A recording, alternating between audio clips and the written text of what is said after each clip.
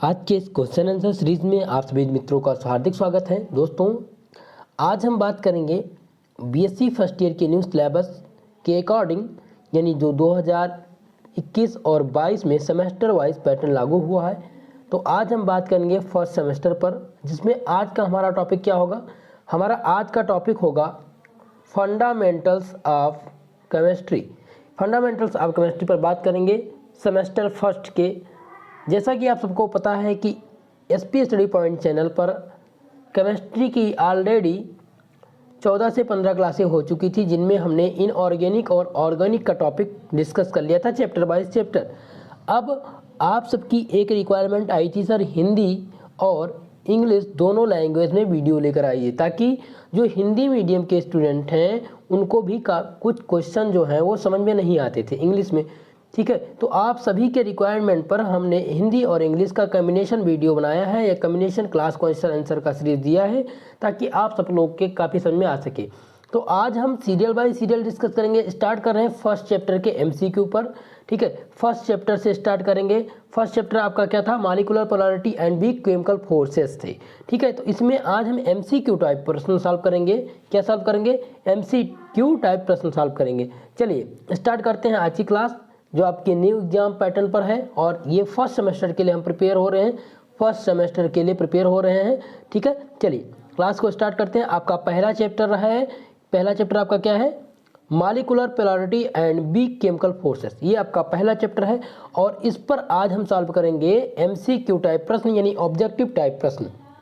ठीक है मित्रों, तो सभी लोग जुड़ जाइए और एक बार वीडियो को लाइक कर दीजिए। चैनल पर नए हैं तो चैनल को सब्सक्राइब कर दीजिएगा, ताकि आप सभी को क्लास का नोटिफिकेशन प्राप्त होता रहे। जो लोग कमेंट करके पूछ रहे थे सर कि ऑब्जेक्टिव पैटर्न या सब्जेक्टिव पेपर, तो देखिए दोनों में पेपर होगा, दोनों मोडों में आपका पेपर कराया जाएगा।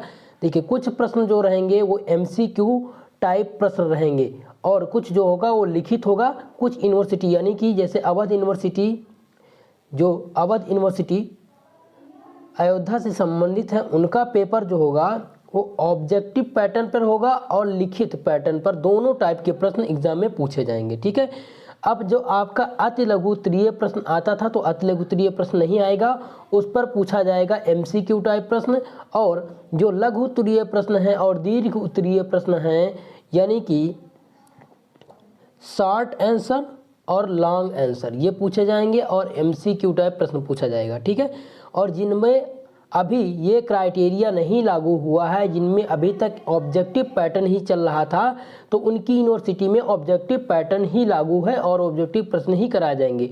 तो इसलिए आप लोग ऑब्जेक्टिव प्रश्न सॉल्व करिए, और ये मानकर चलिए कि जो पहला चैप्टर है आपका molecular polarity and weak chemical forces, इस पर लगभग हम हर एक चैप्टर से ये मानकर चलिए 500 प्लस एमसीक्यू करवाएंगे, टॉपिक्स बाय टॉपिक्स।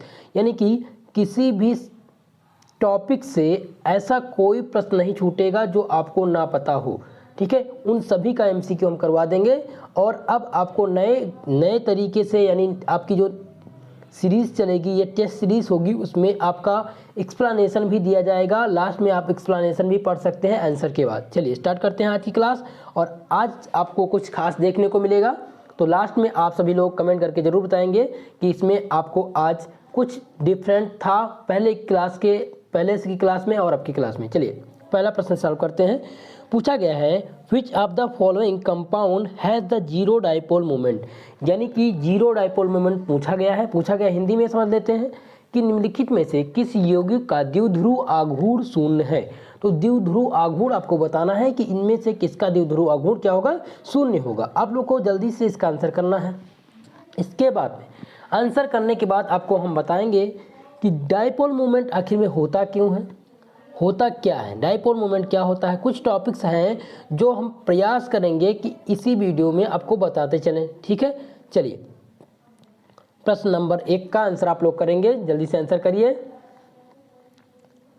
तो इसका आंसर क्या हो जाएगा, इसका आंसर हो जाएगा ऑप्शन नंबर सी। क्या हो जाएगा, ऑप्शन नंबर सी, BF3S इसका राइट आंसर हो जाएगा। चलिए अब थोड़ा सा समझते हैं कि आखिर में डाइपोल मोमेंट क्या होता है।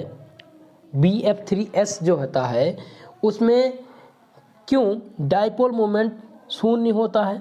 विद्युत द्विध्रुव आघूर्ण क्यों उसमें शून्य होता है, इसको हम जानकारी करेंगे, इसकी जानकारी करेंगे। यहाँ पर S होगा, ठीक है। तो इन BF3S the shape of molecule is trigonal planar. जो BF3 का शेप होता है वो ट्राइगोनल प्लेनर होता है। इस कारण जो डाइपोल मोमेंट होता है वो क्या होता है, 0 होता है। ये चीज़ आप नोट करके रखिएगा। दूसरी चीज़, the 3F are so attached B to a resultant dipole due to B और F के बीच सिंगल बॉन्ड बन रहे हैं, ठीक है। तो ये जो बॉन्ड होगा वो कैंसिलेशन हो जाएगा थर्ड डाइपोल मोमेंट के द्वारा, ठीक है। तो उसमें क्या होगा, hence the overlapping dipole moment in the is 0। देखिए जब आपका जो BF3 था इसका शेप क्या था, इसका शेप जो होगा वो ट्राइगोनल प्लेनर होगा। उसके बाद में जो ये B और F के बीच में जो बॉन्ड बन रहा है वो थर्ड यानी 3 बॉन्ड बन रहे हैं। तो ये बॉन्ड क्या होंगे, ये ओवरलैपिंग होगा, इन बॉन्ड का ओवरलैपिंग होगा और इन बॉन्ड के ओवरलैपिंग के कारण का क्या होगा, डाइपोल मोमेंट जो होगा वो 0 हो जाएगा, ठीक है। तो इसलिए BF3S का जो डाइपोल मोमेंट होगा वो 0 होगा, ठीक है। अब थोड़ा सा हम डाइपोल मोमेंट समझ लेते हैं कि आखिर में डाइपोल मोमेंट क्या होता है, द्विध्रुव आघूर्ण क्या होता है। तो द्विध्रुव आघूर्ण क्या होता है, जब एक संयोजन बंध दो असमान परमाणुओं के मध्य होता है। देखिए जब एक संयोजन बंध यानी कोवैलेंट बॉन्ड दो असमान परमाणु के मध्य होता है तो उसके इलेक्ट्रॉन युग्म का बंटवारा, जो उसका इलेक्ट्रॉन होता है उनके युग्मों का बंटवारा दोनों परमाणुओं के बीच समान न होकर असमान हो जाता है। यानी कि कोई कोवैलेंट बॉन्ड है, ठीक है, क्या है, कोवैलेंट बॉन्ड है, और उनका जो है परमाणु जो है, उनके परमाणु का जो परमाणु होते हैं वो क्या है, उनके मध्य परमाणुओं का समानकरण क्या है, असमान है। तो वो उनके इलेक्ट्रॉन युग्म जो होंगे, जो उन पर इलेक्ट्रॉन दर्शाया जाता है, जो इलेक्ट्रॉन होगा वो क्या हो जाएगा, वो समान ना होकर असमान हो जाएगा। और इलेक्ट्रॉन घनत्व परमाणु की ओर अधिक हो जाते हैं जो अधिक विद्युत ऋणात्मक होते हैं। इस प्रकार साझे इलेक्ट्रॉन का युग्म के आसान साझे से बने हुए बंध को पोलर अथवा ध्रुवीय संयोजन बंध कहते हैं। तो ये सब टॉपिक आप लोग तैयार करते रहिएगा, इसलिए आपको आज हम थोड़ा सा नया कुछ देने का प्रयास करेंगे और समझाने का प्रयास करेंगे कि आप लोग इसको जब भी आप क्वेश्चन को सॉल्व करें तो आपको टेलीग्राम चैनल पर इसका PDF मिल जाएगा और PDF को बाकायदा आप लोग पढ़ेंगे, topics by topics MCQ solve करिए, उसके बाद में समरी पढ़िए, ठीक है। जैसे डाइपोल मोमेंट क्या होता है आप लोग को नहीं पता होगा, और जिनको पता होगा अच्छी बात है, लेकिन जिनको नहीं पता है उनको इस ऑब्जेक्टिव पैटर्न पर ही ये सारी चीज़ें बता दी जाए, इसलिए हमने ये पैटर्न स्टार्ट किया है। तो आप लोग को ये वीडियो कैसी लगी आप लोग ज़रूर बताइएगा। चलिए सॉल्व करते हैं। चलिए 2 नंबर प्रश्न को सॉल्व करते हैं। 2 नंबर प्रश्न क्या पूछा गया है कि which one of the following has highest boiling point, यानी इनमें से किसके पास जो होगा, यानी निम्नलिखित में से किसके पास यानी किस यौगिक के पास क्वथनांक उच्चतम होगा, यानी कि इनमें से किस यौगिक का क्वथनांक उच्चतम होगा आपको बताना है। इस टाइप के प्रश्नों को हमने सॉल्व कर लिया है। अगली क्लास में यानी कि प्रीवियस क्लास में इनऑर्गेनिक और ऑर्गेनिक की लगभग 14 क्लासें हो चुकी हैं, ठीक है। तो वो आप सभी लोग देखते रहेंगे, और अब जो नए तरीके से या नए सिरे से स्टार्टिंग से फिर से MCQ चालू हमने किया है, जिन पर इम्पॉर्टेंट प्रश्नों को हमने चुना है जो आपके एग्जाम में आना है, ठीक है। और लगभग 500 प्लस क्वेश्चन हर एक टॉपिक से करवाना है हमको, यानी हर एक चैप्टर से करवाना है। चलिए अब आप लोग बताएंगे इसका उत्तर। बॉइलिंग पॉइंट आपको बताना है किस में अधिक होगा, तो आपको साफ तौर पर दिख ही रहा होगा। थोड़ा सा आप लोग कॉन्सेप्ट लगाएंगे अपना, तो इसमें देखेंगे क्या क्या दिख रहा है साफ तौर पर, क्लोरीन, आयोडीन और ब्रोमीन, ये 3 ऑप्शन तो तुरंत कट कर दीजिए। इसके बाद बच रहा है एल्कोहल। एल्कोहल का बॉइलिंग पॉइंट हाइड्रोजन वर्ग के तत्वों से अधिक होता है, हाइड्रोजन वर्ग के तत्वों से अधिक होता है। हाइड्रोजन वर्ग के तत्व को हम डिनोट करते हैं X से, यानी एल्किल हैलाइड, इसे बोलते हैं RX को एल्किल हैलाइड। तो हाइड्रोजन वर्ग के तत्व आप लोग को दिख रहे होंगे आयोडीन, क्लोरीन और ब्रोमीन, ठीक है। तो इनका बॉइलिंग पॉइंट जो होगा वो एल्कोहल के अपेक्षा कम होगा। तो यहाँ पर आपको साफ तौर पर दिख जा रहा है CH3OH, CH3OH इसका बॉइलिंग पॉइंट जो होगा वो क्या होगा, वो अधिकतम होगा। किसकी अपेक्षा, इन तीनों ऑप्शनों की अपेक्षा। तो इसका राइट आंसर क्या हो जाएगा, इसका राइट आंसर हो जाएगा ऑप्शन नंबर बी। थोड़ा सा समझ लेते हैं कि CH3OH यानी मेथिल एल्कोहल, मेथिल एल्कोहल का ये इसे कहते हैं मेथेनॉल, ठीक है। तो इसका जो होगा बॉइलिंग पॉइंट कितना होता है, तो इसका बॉइलिंग पॉइंट जो होता है वो 6.64 यानी 64.7 से लेकर कर 148 डिग्री सेंटीग्रेड होता है, यानी इसका बॉइलिंग पॉइंट आपको समझ में आ गया। थोड़ा सा हम मेथेनॉल के बारे में समझ लेते हैं। तो मेथेनॉल एक सरल एल्कोहल है जो हल्का वाष्पशील, रंगहीन, ज्वलनशील द्रव है जिसकी गंध एथेनॉल एल्कोहल जैसी होती है, किंतु मेथेनॉल अत्यंत विषैला है और पीने के लिए ये अनुपयुक्त है, इसे पिया नहीं जा सकता। इसके पीने के बाद मनुष्य मर सकता है और मरने से पहले अंधा हो सकता है। सामान्य ताप पर यह द्रव अवस्था में होता है, ठीक है। सामान्यतः जो मेथेनॉल होगा वो क्या होगा, वो द्रव अवस्था में होता है, ठीक है। थोड़ा सा हमने मेथेनॉल के बारे में इंफॉर्मेशन ले ली और क्वेश्चन नंबर 2 का आंसर क्या हो जाएगा, आंसर नंबर 20 का सही हो जाएगा। तो आप लोग को कैसा लग रहा है वीडियो, आप लोग कमेंट बॉक्स में कमेंट करके जरूर बताएंगे। चलिए अगला प्रश्न सॉल्व करने का प्रयास करते हैं और हमें आशा है कि आप लोग करेक्ट आंसर बताने का प्रयास करेंगे इसका, क्योंकि इस प्रकार के क्वेश्चनों को हमने सॉल्व किया था अगली क्लास में। क्वेश्चन नंबर 3 पर ध्यान देंगे। पूछा गया है which of the following has the highest lattice energy, यानी कि निम्नलिखित में से किसमें सबसे अधिक जालक ऊर्जा होती है, यानी लैटिक एनर्जी आपको बतानी है, लैटिक एनर्जी बतानी है। चलिए आंसर करेंगे आप लोग इसका, लैटिक एनर्जी किसमें अधिक होती है।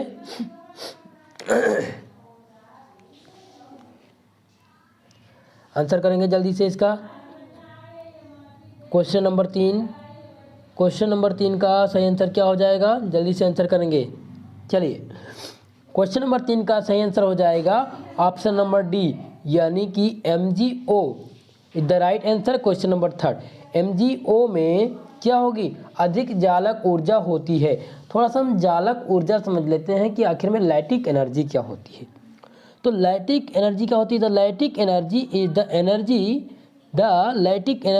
The energy required to dissociated 1 mole of an ionic compound to its constituent ion in the gaseous state. It is measured to covalent cohesive force that bind ion. Lactic energy is relevant to many particular properties including solubility, hardness and polarity, ठीक है। अब थोड़ा सा हिंदी में समझ लेते हैं कि आखिर में हिंदी में क्या होता है, क्योंकि इंग्लिश में हमने तो आपको बता दिया। थोड़ा सा इंग्लिश में समझाने का प्रयास करने से अच्छा मैंने हिंदी में इसलिए दे दिया कि इंग्लिश में आपको समझाना ना पड़े। इंग्लिश में आप अगर समझदार हैं तो खुद समझ सकते हैं कि लिखा क्या है, इसको आप रटना है, आपको इसकी डिफिनेशन जाननी है, ठीक है। दूसरी बात, आपको जालक ऊर्जा अब क्या होती है बता देते हैं। लैटिक एनर्जी का मतलब हिंदी में क्या होता है, जालक ऊर्जा होता है। जालक ऊर्जा क्या है, किसी आयनिक ठोस की जालक ऊर्जा वह ऊर्जा है, किसी आयनिक ठोस की जालक ऊर्जा वह ऊर्जा है जो एक दूसरे से अनंत दूरी पर स्थित हो। कहाँ हो, एक दूसरे से अनंत दूरी पर स्थित हो। अवयवी गैसों आयतनों में 1 मोल ठोस क्रिस्टल बनने से उत्सर्जित होती है। ये क्या होती है, 1 मोल ठोस क्रिस्टल बनने से, गैसीय आयनों में ये 1 मोल ठोस क्रिस्टल बनने से उत्सर्जित होती है। दूसरे शब्दों में हम कह सकते हैं किसी क्रिस्टल के निर्माण में निकलने वाली ऊर्जा को हम क्या कहते हैं, जालक ऊर्जा कहते हैं। किसी भी क्रिस्टल के निर्माण में निकलने वाली ऊर्जा को जालक ऊर्जा कहते हैं, लैटिक एनर्जी कहते हैं। तो आप लोग समझ गए होंगे लैटिक एनर्जी क्या है। चलिए अगले प्रश्न को सॉल्व करते हैं। 4 नंबर प्रश्न पूछा गया है, which of the following has greatest tendency to form covalent compound, यानी कि निम्नलिखित में से किसमें सहसंयोजक यौगिक बनाने की प्रवृत्ति सबसे अधिक होती है। आपको संयोजक के बारे में बताना है, यानी बताना है कोवैलेंट बॉन्ड यानी कोवैलेंट कंपाउंड के बारे में आपको बताना है। ठीक है, तो निम्नलिखित में से किसमें सहसंयोजक यौगिक बनाने की प्रवृत्ति सबसे अधिक होगी, आपको आंसर करना है 4 नंबर प्रश्न का। चलिए सभी लोग प्रश्न का आंसर करेंगे, उसके बाद में थोड़ा सा हम कोवैलेंट कंपाउंड के बारे में जानने का प्रयास करेंगे कि आखिर में कोवैलेंट कंपाउंड होते क्या हैं। ये पीडीएफ आप लोग टेलीग्राम चैनल से लेकर के आप लोग क्या करेंगे, रीडिंग करेंगे, डेली का डेली तैयार कर लिया करेंगे। टेलीग्राम चैनल का लिंक डिस्क्रिप्शन बॉक्स में दिया गया है, और अगर वहाँ से आपको ज्वाइन करने में दिक्कत आ रही है तो आप टेलीग्राम पर जाकर सर्च करेंगे SP study channel, SP study channel first, क्या चैनल फर्स्ट, वहाँ से आप लोग ज्वाइन कर लेंगे, वहाँ से आपको पीडीएफ प्राप्त होता रहेगा। चलिए 4 नंबर का आंसर करेंगे। 4 नंबर प्रश्न का आंसर क्या करेंगे, टेंडेंसी कोवैलेंट कंपाउंड का क्या होगा 4 नंबर प्रश्न का। तो इसका आंसर क्या हो जाएगा, इसका आंसर हो जाएगा ऑप्शन नंबर ए BE। क्या हो जाएगा, BE, यानी राइट आंसर हो जाएगा ऑप्शन नंबर ए BE के पास क्या होगा, इनमें सहसंयोजक यौगिक बनाने की प्रवृत्ति सबसे अधिक होगी और इन तीनों में कम होगी, किसकी अपेक्षा, BE की अपेक्षा। राइट आंसर क्या हो जाएगा, ऑप्शन नंबर ए। सभी लोग कमेंट बॉक्स में तुरंत आंसर कर दिया करें इसका, अगर पता हो तो कमेंट बॉक्स में कमेंट करके बताइए इसका आंसर क्या होता है। चलिए थोड़ा सा हम कोवैलेंट कंपाउंड के बारे में जान लेते हैं कि आखिर में कोवैलेंट कंपाउंड क्या होता है। तो कोवैलेंट कंपाउंड क्या है, a covalent bond is a chemical bond that involve the sharing of electron pair between the atoms, यानी कि एक कोवैलेंट बॉन्ड जो होता है वो केमिकल बॉन्ड होता है और वो इन्वॉल्व होता है किसके द्वारा, शेयरिंग ऑफ इलेक्ट्रॉन पेयर के द्वारा। ठीक है, these electrons pair are known as share paired और bonding pairs and the stable balance of attractive and repulsive force between the atoms when they share electron is known as covalent bonding। ठीक है, ये सब phenomenon मिलकर क्या कहलाते हैं, covalent bonding कहलाते हैं। अब हिंदी में हम समझने का प्रयास करते हैं कि हिंदी में आखिर में क्या होता है, थोड़ा सा हिंदी में समझाने का प्रयास करूँगा आप लोगों को। इंग्लिश जिन लोगों को इंग्लिश में दिक्कत नहीं है तो वो आप ये सारी डिफिनेशन लर्न कर लीजिएगा, इन सारी टॉपिकों को तैयार कर लीजिएगा। हिंदी में समझते हैं कि आखिर में कोवैलेंट कंपाउंड क्या होता है। तो एक सहसंयोजक बंध एक रासायनिक बंध है। एक सहसंयोजक बंध क्या है, एक रासायनिक बंध है, यानी एक कोवैलेंट बॉन्ड इज एक केमिकल बॉन्ड जिनमें परमाणुओं के बीच इलेक्ट्रॉन जोड़े को साझा करना शामिल है। यानी इनमें जो दो परमाणु जैसे ए और बी दो परमाणु हैं, इनके बीच जो साझा होता है, यानी जैसे साझा करना, बराबर हिस्सेदारी करना, यही इनका पेशा होता है, यही इनका काम होता है, इनके दौरान यही क्रिया होती है। ठीक है, तो क्या होता है, इलेक्ट्रॉन के जोड़े को साझा करना शामिल होता है। इन इलेक्ट्रॉन जोड़े को साझा जोड़ने या बंद जोड़ने के रूप में जाना जाता है, जैसा अभी हमने आपको बताया।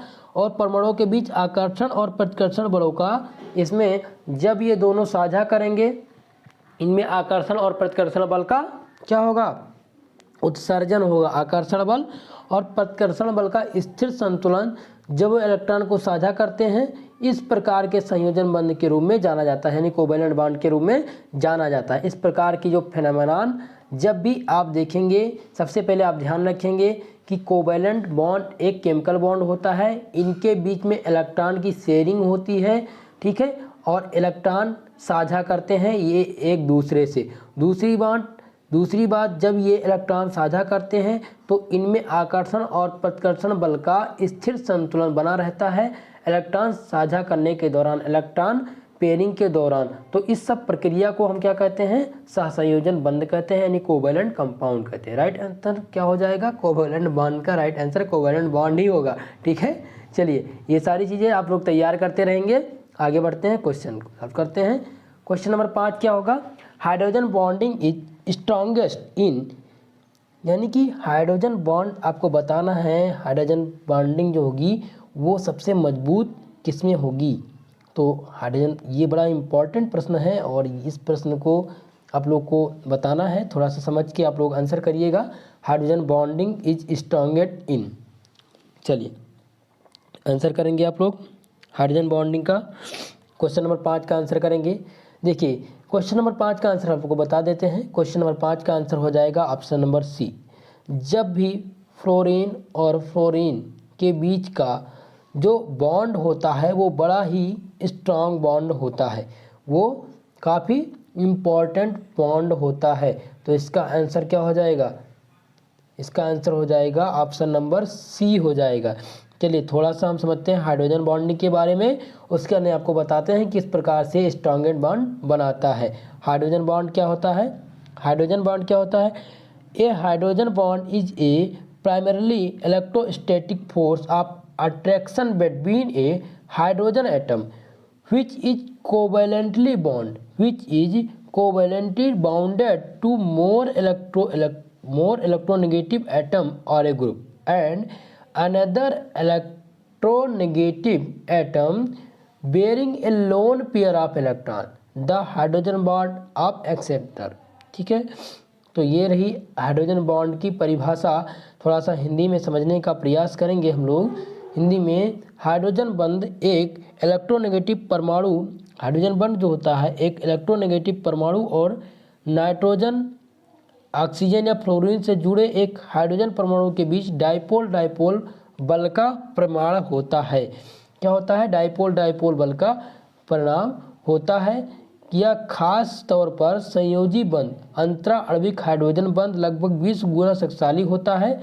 यह अणुओं के बीच अंतरा आणविक बलों के कारण भिन्न भिन्न भागों में बन सकता है। ठीक है, तो ये रही थोड़ा सा हाइड्रोजन बॉन्ड के बारे में थोड़ी सी इन्फॉर्मेशन, जो आप लोगों के लिए मुझे आशा है कि थोड़ा सा कारगर साबित होगी। अगर आप लोग थोड़ा सा इसके बारे में इंटरेस्टिंग बनाना चाहेंगे अपने सब्जेक्ट को या अपने MCQ टाइप सीरीज़ को, तो थोड़ा सा इसमें MCQ टाइप सीरीज़ में मैं थ्योरी का कुछ टॉपिक डालने का प्रयास किया हूँ, ताकि आप लोगों को समझ में आए कि आखिर में हाइड्रोजन बंध होते क्या हैं और किस प्रकार। जब आप हाइड्रोजन बंध जानेंगे तभी आप लोग MCQ टाइप प्रश्नों को सॉल्व कर पाएंगे और आंसर कर पाएंगे इस टॉपिक से रिलेटेड चीज़ से लेकर।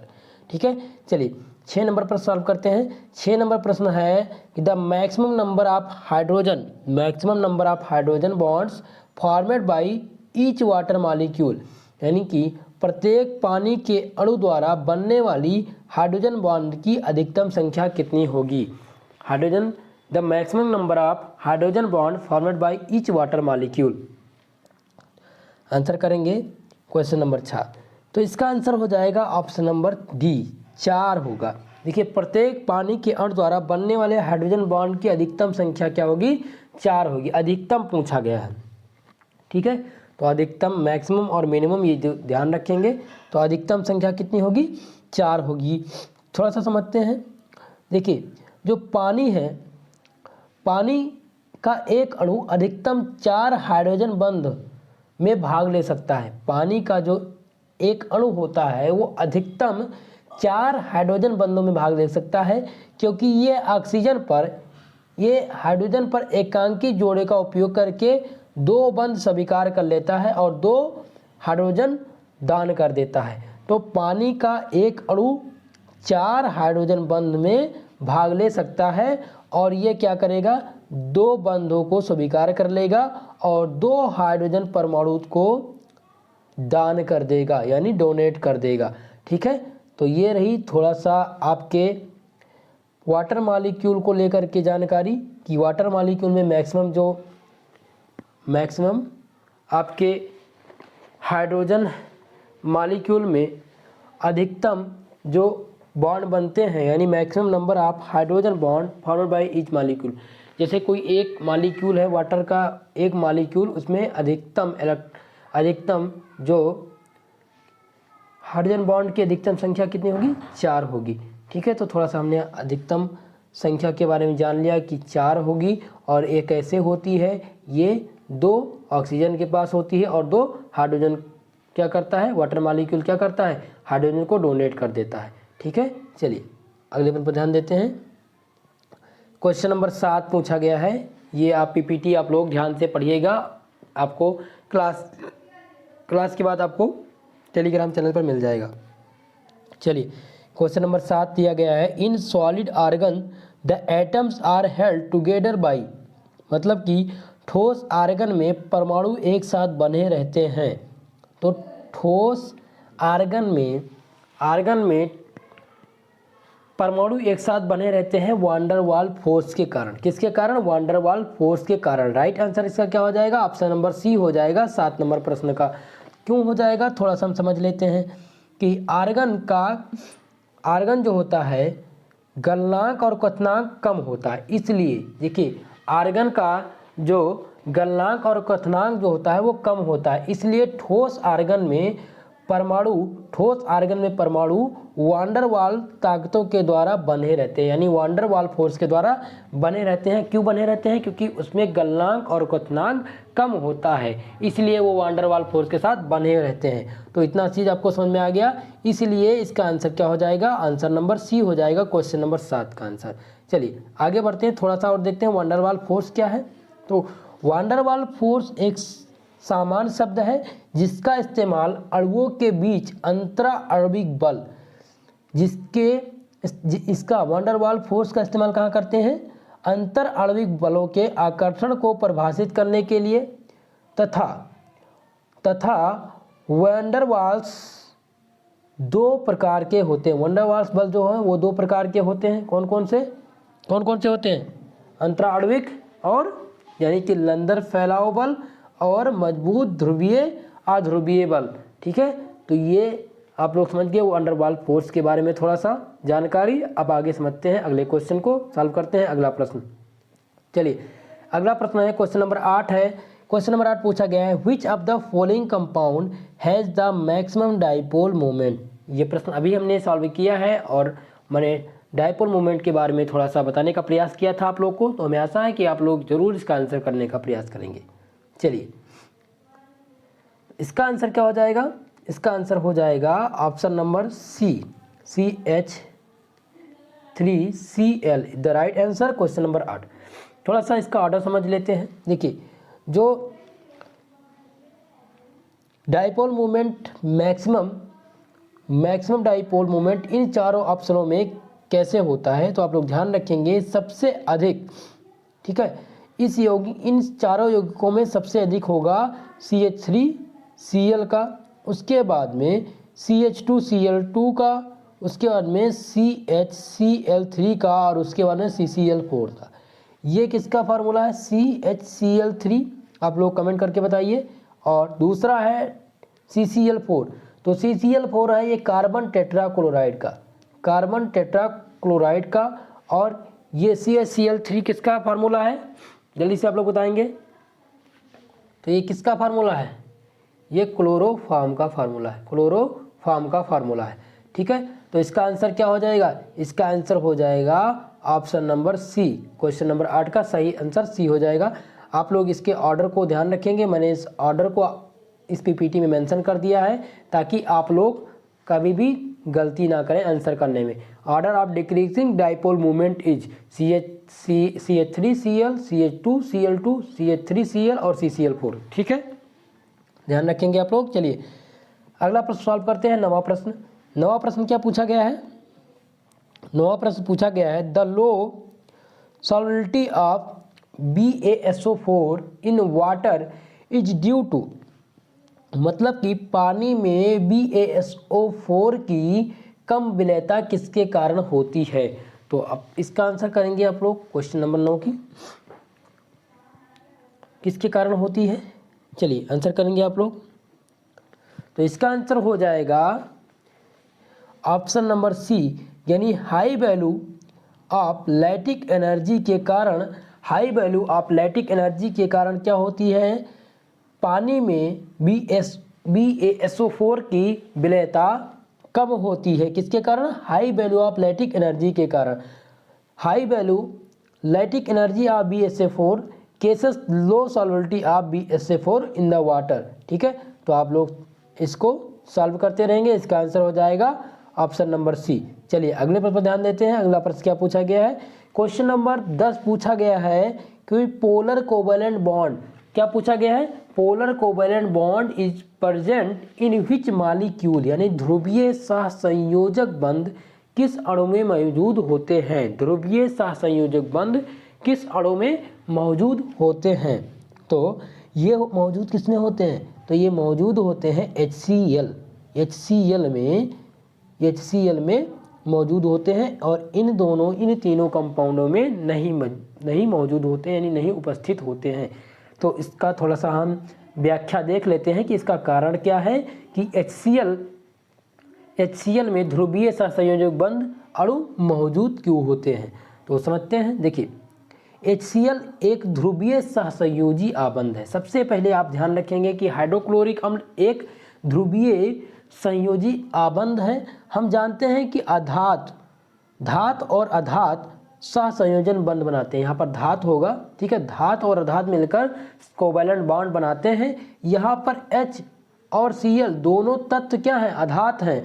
दूसरी ओर H और Cl ये वैद्युत ऋणात्मक हैं। इनका जो मान होगा वो क्या है, 2.1 और 3.0। 2.1 किसका है, हाइड्रोजन का, और 3.0 किसका है, क्लोरीन का है। यानी कि इलेक्ट्रोनेगेटिविटी का अंतर कितना है, 0.9 का इलेक्ट्रोनेगेटिविटी का अंतर है। इसलिए हाइड्रोजन और क्लोरीन के बीच विद्युत ऋणात्मकता का मान अंतर के कारण हाइड्रोजन ने आंशिक धनात्मक आवेश प्राप्त किया है और Cl ने आंशिक धनात्मक आवेश प्राप्त किया। तो इनमें क्या होगा, HCl एक ध्रुवीय सहसंयोजन बंध है, यानी HCl जो होता है वो क्या है, एक ध्रुवीय सहसंयोजन बंध है। यानी राइट आंसर हो जाएगा इसका ऑप्शन नंबर डी आपका सही आंसर हो जाएगा। चलिए दोस्तों आज का हमारा क्लास यहीं पर समाप्त होता है। आज ये आप लोग की डेमो क्लास थी और आप लोग बताएंगे कि ये क्लास आप लोगों को कैसी लगी। इसी प्रकार फिजिक्स और केमिस्ट्री की, देखिए केमिस्ट्री की क्लास हमने लगभग 14 से 15 क्लासें हो चुकी हैं आपके फर्स्ट सेमेस्टर को लेकर ऑब्जेक्टिव प्रश्नों पर, लेकिन हम नए सीरीज से स्टार्ट कर रहे हैं जहां पर हिंदी और इंग्लिश दोनों माध्यम में आपको बताया जाएगा। इसके साथ साथ आपको एक्सप्लेनेशन भी दिया जाएगा हर टॉपिक का, क्वेश्चन को समझ करके, और उसके बाद में थोड़ा सा समरी बताने का प्रयास करेंगे इसके बारे में। इसका आंसर तो बताते ही हैं, उसके साथ में ऐसा होता क्यों है, ये आंसर क्यों सही होगा, और इसका एक्सप्लेनेशन इस वीडियो में आपको मिलता रहेगा। तो आप लोग कमेंट करके ज़रूर बताएंगे कि आप लोगों को ये वीडियो कैसी लगी, आप लोगों को क्लास कैसी लगी, आप सभी लोग कमेंट करके ज़रूर बताइएगा, ठीक है। तो आप सबसे आशा ही है कि आप सबको ये क्लास काफ़ी पसंद आई होगी, और अगर नहीं आई होगी तो आप कमेंट बॉक्स में कमेंट करके ज़रूर बताइएगा क्लास अच्छी है या नहीं है, और इसमें आपको क्या नया सीखने को आज मिला अगली क्लास की अपेक्षा। अगर कुछ टॉपिक समझ में आई हों और आपको लगता है कि इस प्रकार से हमारे काफ़ी समझ में आते हैं हिंदी और इंग्लिश माध्यम में, यानी दोनों मीडियम में, तो आप लोग कमेंट करके ज़रूर बताइएगा और रिक्वायर्ड करिएगा क्लास के बारे में। आप लोगों को क्लास का टाइमिंग पता है, डेली रात 8 बजे क्लास होती है आपकी, और डेली 10 बजे फिजिक्स की क्लास होती है। इधर आपकी क्लास लगभग नहीं हो पा रही थी, टेक्निकल एरर था, थोड़ा सा हेल्थ इशू था, आप लोगों को मैंने बताया था अगली वीडियो में, इसी कारण आपकी क्लास नहीं हो पा रही थी। तो आपकी क्लास अब स्टार्ट हो चुकी है और रेगुलर क्लास अब आपकी जारी की जाएगी। आज हमने 10 क्वेश्चनों को चुना था और 10 क्वेश्चनों को हमने अच्छे से समझने का प्रयास किया, समझाने का प्रयास किया आप लोगों को। तो आप लोग निश्चिंत से ये सारी वीडियो देखिएगा और पीपीटी ज़रूर पढ़िएगा। पीपीटी को आपको टेलीग्राम चैनल पर पीपीटी मिल जाएगी, वहाँ से आप लोग यानी पीडीएफ को पढ़ लेंगे, और पीडीएफ पढ़ने के बाद एक बार वीडियो को पुनः देख करके सॉल्व करने का प्रयास करेंगे, ठीक है मित्रों। तो आज के लिए इतना ही, मिलते हैं किसी अगली वीडियो में, और आप लोग के कमेंट का इंतजार करेंगे कि आप लोग कमेंट में क्या लिखते हैं और क्या भेजते हैं, अपनी अपनी राय कमेंट बॉक्स में ज़रूर देंगे आप सभी लोग। चलिए आज की क्लास का समापन होता है और अगली क्लास में हम मिलेंगे लेकर के आप लोगों के लिए कुछ नया, आपके अपने टॉपिक से, फंडामेंटल्स ऑफ केमिस्ट्री से कुछ इंपॉर्टेंट प्रश्नों को जो आप सभी के एग्जाम के लिए